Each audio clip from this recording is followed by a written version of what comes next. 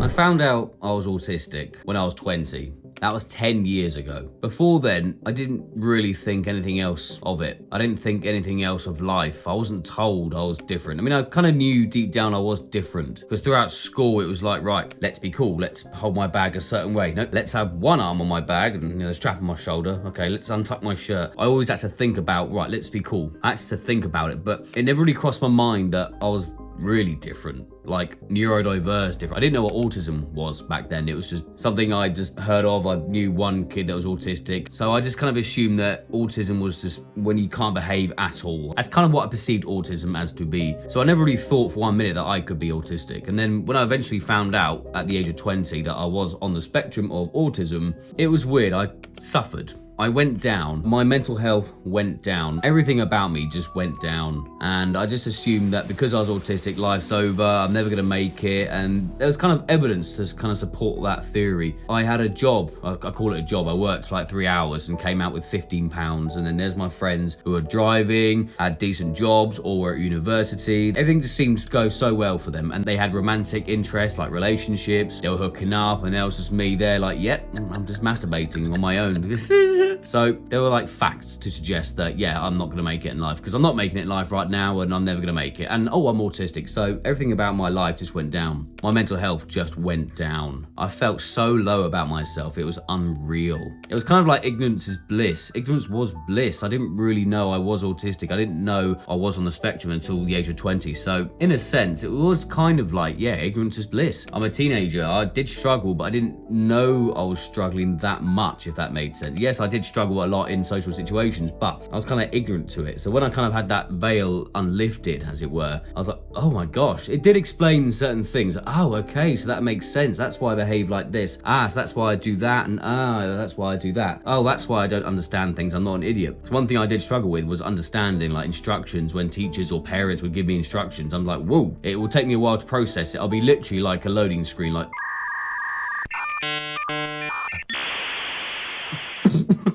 so in that sense it was nice, but in the other sense, because I perceived autism as, to put it in a very offensive way, I just perceived it as like being a f***ing retard. That's how I felt, honestly. It sounds harsh, I know, but that is how I felt. I felt I wasn't gonna make it in life anymore. Yes, it is kind of sad, and I did go through a few stages where I was depressed, or I told myself I was depressed. It was sad. The thing is, I did bring myself out of it. I started improving my life. I didn't know what self-improvement was. I didn't know that was a thing. I didn't know that existed. I didn't know what it was, but I was improving my life. I was saying, no, I'm not gonna live like this. And I started traveling around the world. I lived in Italy, and I started learning Italian. Next thing you know, I've got this hobby, this passion of mine, which I still have to this day, which is language learning. And I still do that to this very day. I still do it every morning. I wake up, I have coffee right now. Ahora mismo estoy aprendiendo español. Puedo hablar español más o menos rápidamente. And I found that hobby through traveling, and I just found I was improving my life. My confidence was increasing, and next thing you know, I just suddenly started dating. I was 24 and I was actually dating. I dated a few times as a teenager, but that's about it. Oh my God, I had a girlfriend. I was having sex. I'm like, wow, this is what sex is like. Wow, this is like, oh, okay. I didn't lose my virginity at 24. I lost it at 16. But I didn't really know what I was doing. I was like, is it in yet? Oh, okay. It was kind of like that. But when I was 24, I actually properly had sex. I kind of felt real, like, for the first time. But okay, confidence was increasing. And then, long story short, I'm now 30. I've been with a ton of women.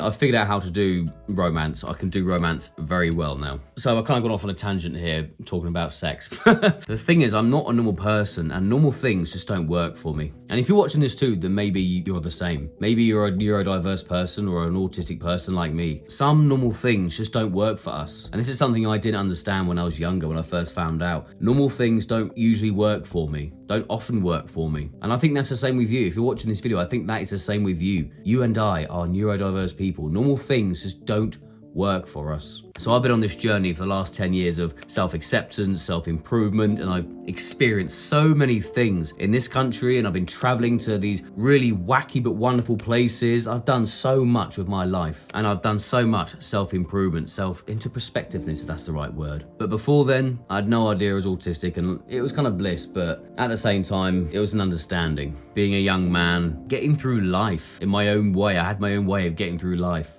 And then finding out at the age of 20 that I was autistic, it sent me down. It really sent me down. But I pulled myself out. And I'm thankful that every day that I did pull myself out. No, it wasn't a little quick, oh, take a couple of pills and you'll be fine, or say nice things and, you know, life will be great the next day. It took a lot of work. I suppose the lesson you can take from this video is self-improvement does take time. Everything about self-improvement just takes time. Building your life, building your confidence, building your social skills, building your romance skills, relationship skills, work skills, things take time. Right now, I'm really getting into video editing and I'm really pushing on that craft, that skill. And I like to do something with that. I really would like to do something in video editing, make some money off that. So every life, every person's life, even the normal people, the normies, they have their life. Every life is a journey, but when you're neurodiverse, it's more difficult in a lot of ways. I'm not trying to make everyone feel sorry for me. My life's difficult. It's more, life is a bit different when you're neurodiverse in a wonderful way. Everything's just so much more interesting when you're neurodiverse. And the neurodiverse people I meet, they're just a lot more interesting. They are a lot more interesting. And I think that could be you as well. If I met you in real life, I think you'd be an interesting person. Might be a bit of a weirdo like me, but